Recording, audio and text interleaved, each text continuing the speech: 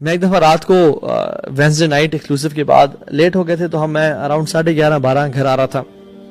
تو پیٹرول ڈلوایا میں نے، اور پیٹرول ڈلوانے کے بعد میں واپس گھر جا رہا تھا. تو سمہاؤ کیا ہوا کہ جو راؤنڈ اباؤٹ تھا اس کے کچھ جو سیمنٹڈ بلاکس تھے وہ باہر نکلے ہوئے تھے، اور مجھ سے بھی بے دھیانی ہوئی. I wasn't focused.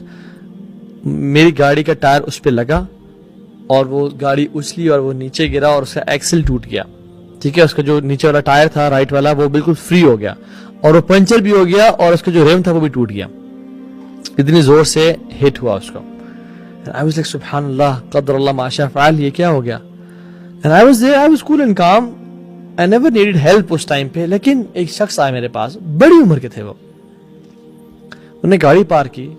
Definitely وہ فری تو نہیں ہوں گے اس ٹائم، رات کو لیٹ گھر جا رہے ہوں گے. گاڑی پارک کر کے میرے پاس آ گئے. واللہ العظیم وہ میرے ساتھ کھڑے رہے جب تک میری گاڑی گھر نہیں گئی. میری ہیلپ کی، کالز کروانے کے لیے، ریکوری وہیکل بلانے کے لیے، مجھے تسلیاں دی، میری وہ بیک بون اور سپورٹ بن کے رہے. حالانکہ ٹو بی آنیسٹ میں اکیلا بھی ٹھیک تھا، لیکن ان کی پریزنس نے مجھے بہت زیادہ کمفرٹ کیا کہ I have a company to talk to, I have someone with me right now. میں اکیلا نہیں ہوں. مشکل حالات میں نا انسان اکیلا کھڑا ہونا ہے تو بڑا عجیب سا فیل کرتا ہے، بے بس فیل کرتا ہے. کوئی ساتھ آ کے صرف کھڑا بھی ہو جائے نا، واللہ ہی فیل اسٹرینتھ. 1 اور 1 پہ 11 ہو جاتے ہیں. کوئی تو ہے میرے ساتھ اس ٹائم. صرف یہاں تک نہیں بلکہ اس کو بلوا کے، اس کو گائیڈ کیا، میری گاڑی میں بیٹھ کے ریکوری وہیکل پہ گاڑی چڑھوائی. یہ کہا کہ تم نہیں کرو، میں کروں گا یہ، اور چڑھوا کے گھر پہنچایا. اور پھر یہاں تک انسان بس ٹھیک ہے مدد کر دی، اب چھوڑ دے. اگلے دن میکینک کو کال کی، اپنے میکینک کو، کہ تم نے خیال رکھنا ہے اور تم نے کیا کام کرنا ہے، تم نے کون سی چیز لینی ہے، اور اسے بارگین بھی خود کیا. اور مجھے کہا تم نے کسی کے پاس نہیں جانا سوائے اس میکینک کے پاس جانا ہے، اور سارا کام کروایا. پتہ چل رہا تھا کہ وہ مجھے بھی نہیں جانتے. بہت سے لوگ نا آپ کے ساتھ احسان کرتے ہیں because they know you have benefited them, یا انہوں نے آپ کے لیکچر سنتے ہیں. ہی نیور نیو می، یہ آپ کو بتا سکتا ہوں.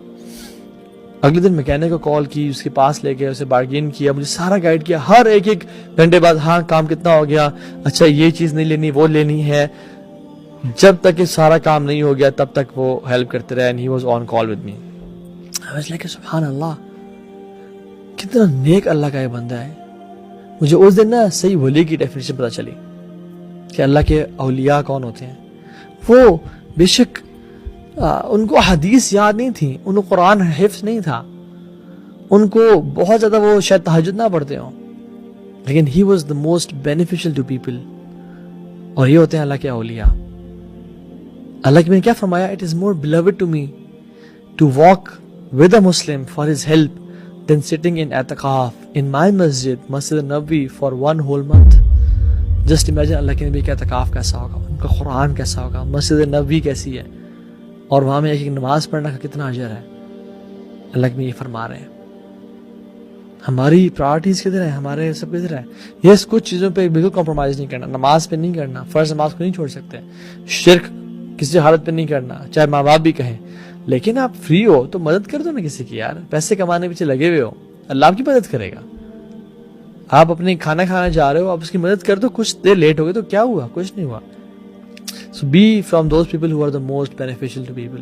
Whoever walks with his brother regarding a need until he secures it for him, then Allah subhanahu wa ta'ala will make his footings firm across the bridge on the day of judgment, when the footings will be shaken. Allahu Akbar. کہ جو اپنے بھائی کی مدد کرے گا، کہاں تک اس حدیث میں کیا آتا ہے نیکسٹ سٹیپ میں، کہ جب تک وہ اس کا کام کروا نہیں لیتا، جب تک وہ اس کا کام سیکیور نہیں کر لیتا، تو اللہ سبحانہ وتعالیٰ قیامت کے دن پل صراط کے اوپر سے جب لوگوں کے قدم پھسل رہے ہوں گے، اس کے قدموں کو جماعت دے کر کھڑا کر دے گا. اللہ اکبر.